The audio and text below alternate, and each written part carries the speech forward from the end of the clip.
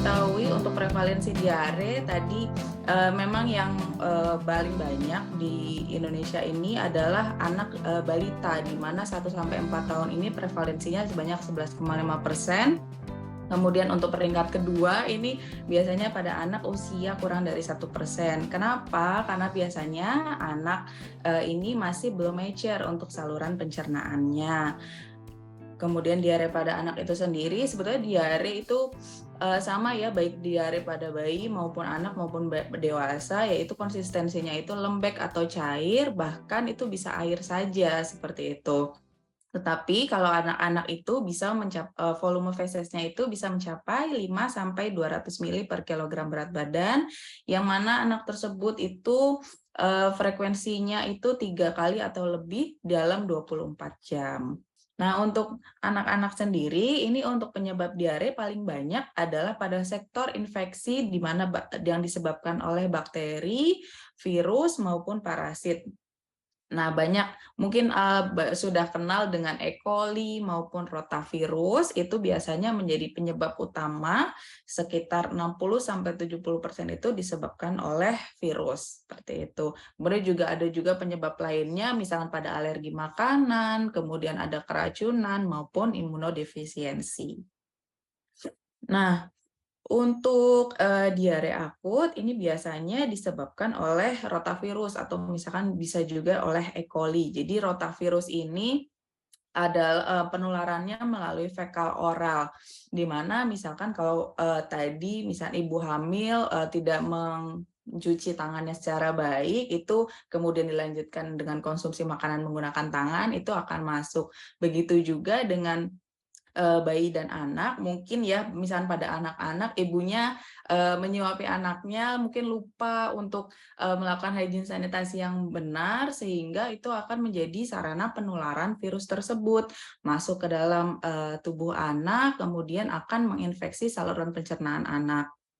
Mungkin juga biasanya anak-anak kan sedang eksplorasi ya, biasanya anak-anak itu eksplorasi untuk pegang dinding, mungkin untuk pegang lantai dan mainan segala macam, kemudian tangan tersebut masuk biasanya kan langsung diemut seperti itu, dan nanti akan masuk virusnya ke saluran pencernaannya.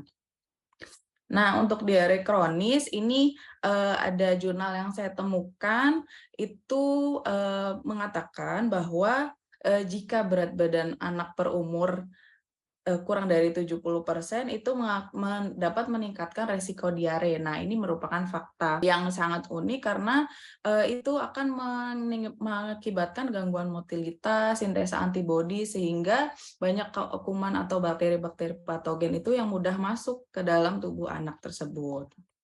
Jadi untuk efek jangka pendeknya mungkin dapat menurunkan status gizi, mungkin dari tadinya normal, kemudian menjadi kurus, seperti itu. Kemudian juga ada efek jangka panjangnya. Nah, efek jangka panjangnya itu adalah mengalami penurunan skor perkembangan kognitif, di mana dia akan mengalami penurunan performance pada saat sekolah, seperti itu. Nah, untuk anak-anak sebetulnya ini ada literatur mengenai tata laksana diare. Jadi kalau untuk anak-anak ini lebih pada intinya adalah pada penanganan inisiasinya, karena anak-anak ini beresiko untuk mengalami dehidrasi yang cukup cepat seperti itu. Apalagi anak-anak kan tidak mampu mengkomunikasikannya secara langsung ya, berbeda misalkan dengan dewasa, itu kan bisa langsung ngomong, mungkin sakit perut seperti itu, mungkin ada rasa tidak nyaman di perut gitu. Berbeda dengan anak bayi dan anak, mungkin ya itu kan hanya bisa menangis seperti itu, rewel dan gelisah seperti itu.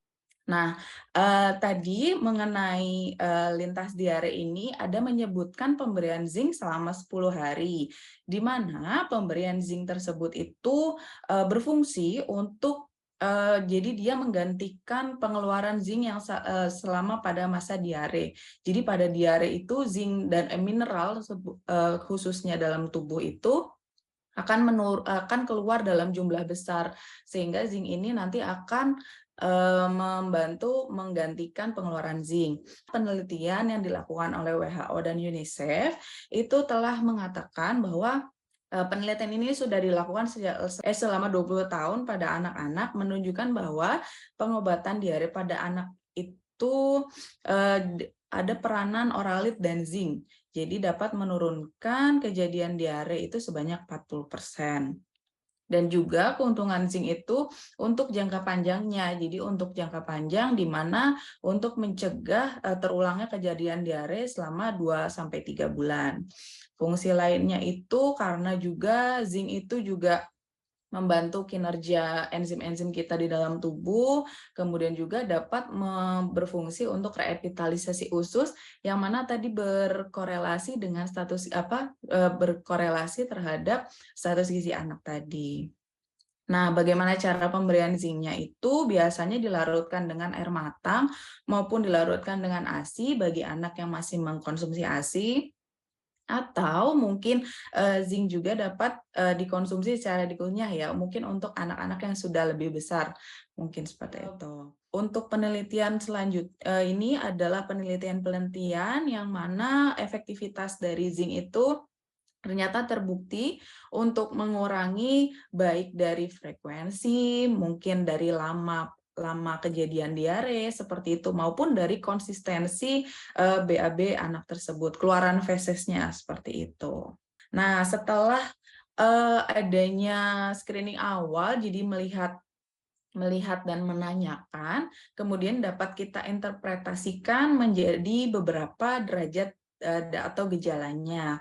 Bila diare tanpa dehidrasi, biasanya di anak-anak itu keadaan umumnya itu masih seperti biasa, masih baik dan sadar, tidak menunjukkan tanda-tanda mata cekung, kemudian anak itu normal, bila dicubit ya itu akan kembali segera. Berbeda dengan dehidrasi ringan atau sedang, tentunya itu sudah dimulai dengan gejala dehidrasi tanpa dehidrasi ya. Jadi ini adalah tahap selanjutnya dari tanpa dehidrasi itu meningkat ke selanjutnya adalah dehidrasi ringan dan sedang. Di mana sudah muncul ini tandanya, yaitu anak itu biasanya mulai gelisah dan rewel, menangis seperti itu, kemudian ingin minum terus, kemudian selalu haus, matanya cekung, seperti itu. Itu merupakan tanda dan gejala dari anak-anak yang mengalami dehidrasi ringan dan sedang. Nah, kemudian dehidrasi berat adalah yaitu dehidrasi yang mana anak itu sudah mulai apatis, lesu pasiennya itu, jadi sudah mulai lunglai ya, sudah tidak bersemangat seperti itu, jadi udah malas minum, apatis seperti itu, matanya cekung, kemudian juga bila dicubit atau melakukan tes itu juga kembalinya pun sangat lambat. Gitu. Nah, dari beberapa derajat tersebut itu ada beberapa tahapan terapinya. Jadi untuk yang pertama ini adalah diare dengan tanpa dehidrasi.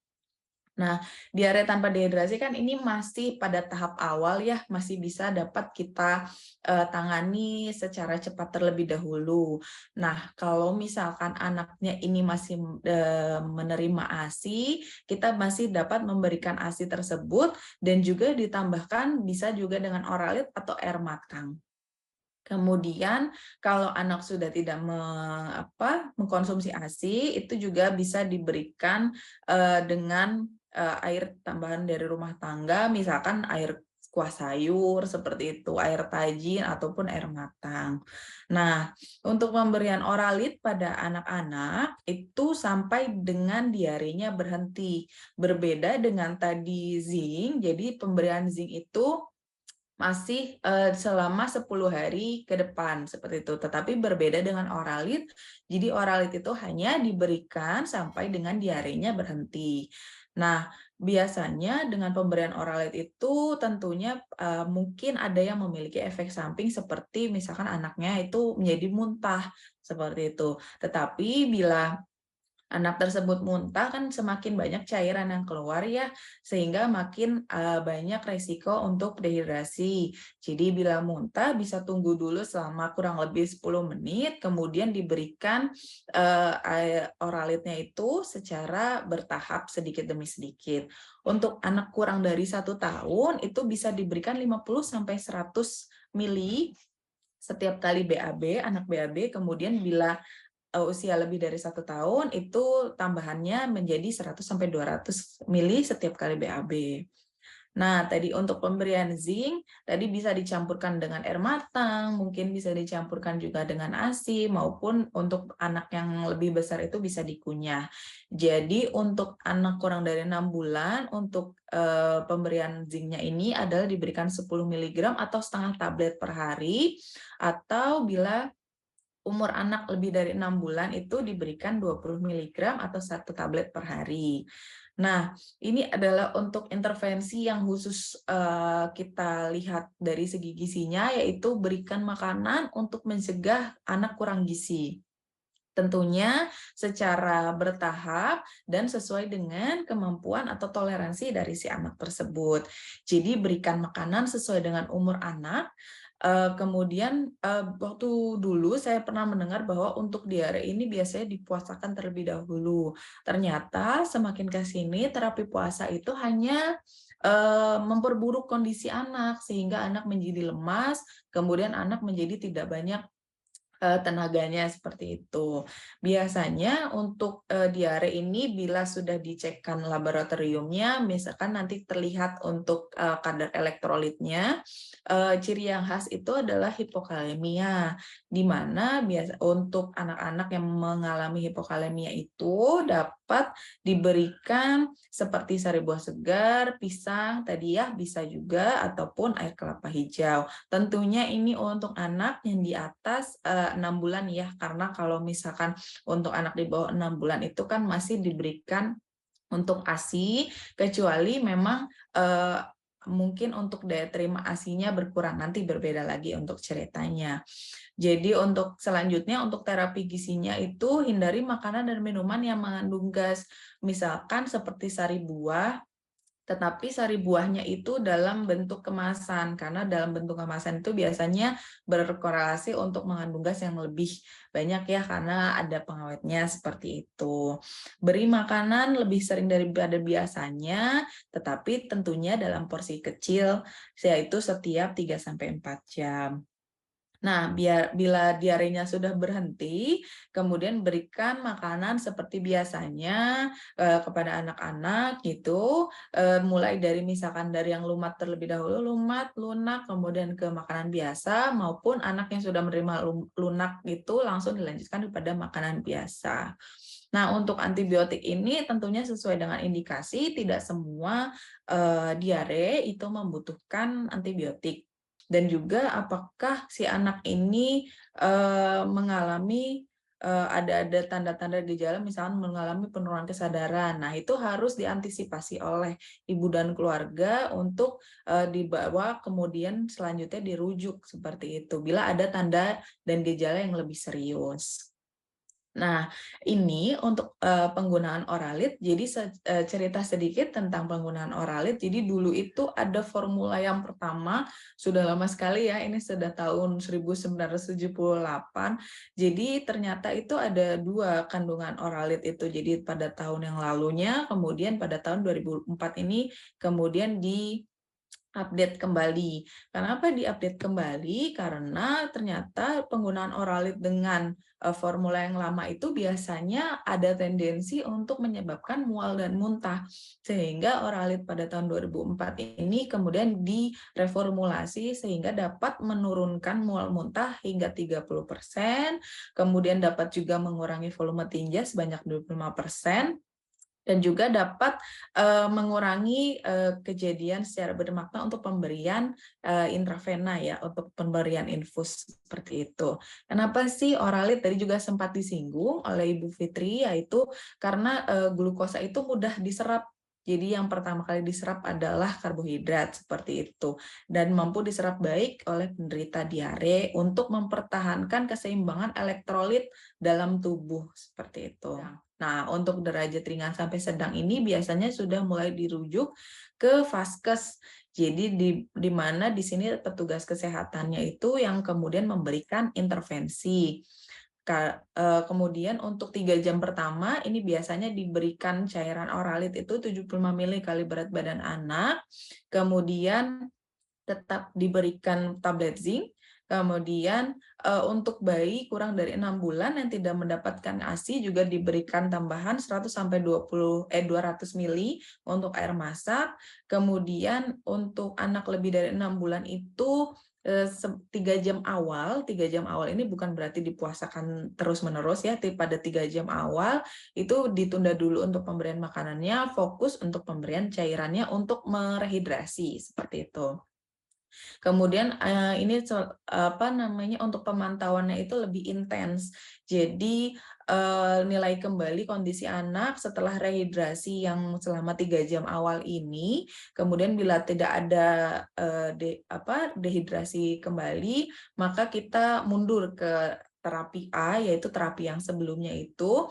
Biasanya untuk anak yang sudah menurun derajat diarenya itu dapat kita tandai dengan biasanya anak itu mulai sering kencing, kemudian mengantuk, kemudian tidur. Jadi dia sudah pada fase nyamannya seperti itu. Jadi sudah menurun derajat diarenya.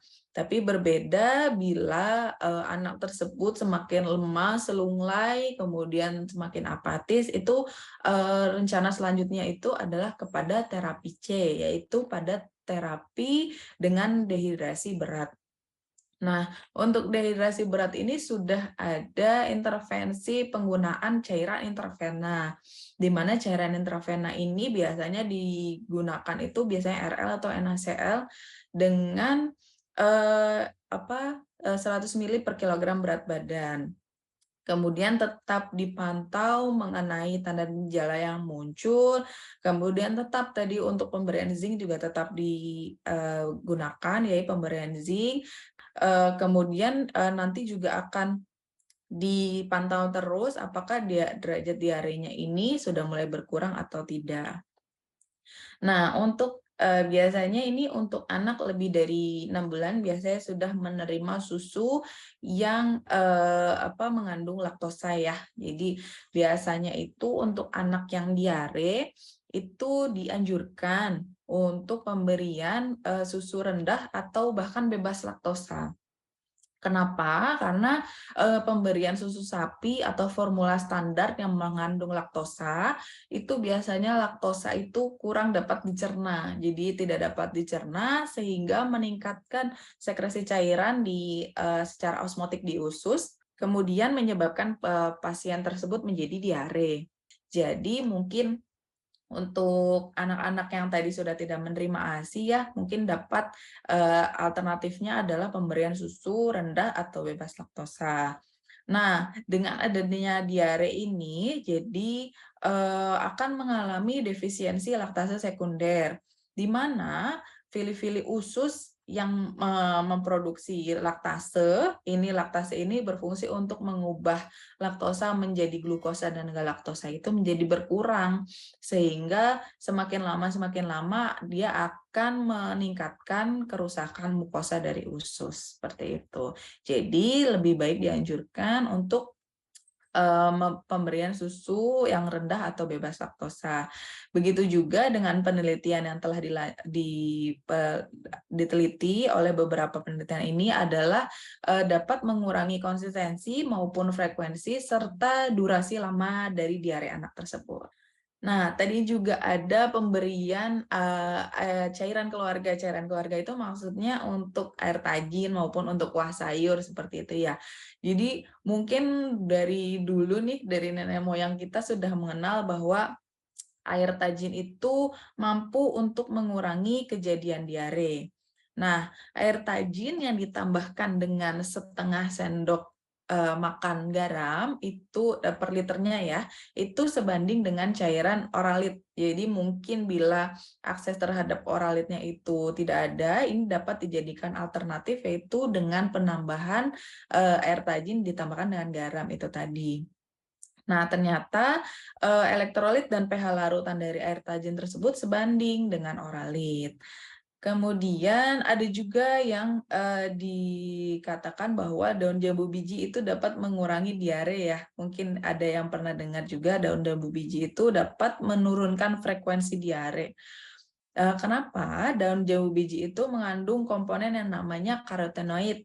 Karotenoid ini berfungsi sebagai antibakteri di mana pertumbuhan penyebab diarenya itu dapat dicegah seperti itu dan bermanfaat lainnya juga bagi kesehatan.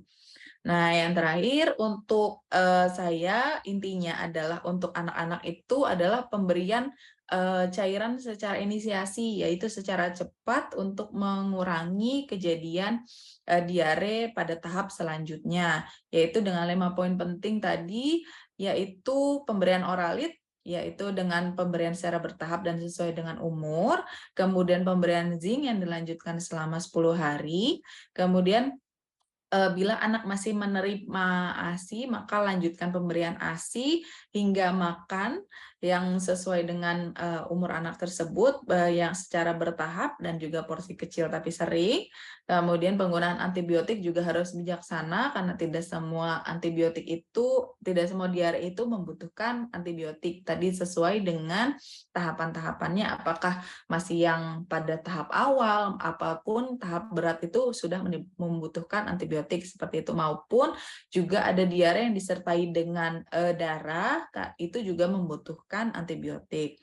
Dan juga memberikan nasihat kepada ibu dan keluarga untuk bila ada tanda dan gejala lainnya seperti itu.